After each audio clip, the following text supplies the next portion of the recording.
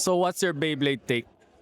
Take ko, a lot will disagree. Balance bit is a meta killer. 80 to 90% agree. Kasi pinaka-paboritong bit Hexa eh. Balance bit yun. Tapos kaya niya talunin talaga kahit ano. Oo, totoo yun, di ba? Kagaya ng mga taong si Noja, stuck with, walang luck na beat, mga stamina.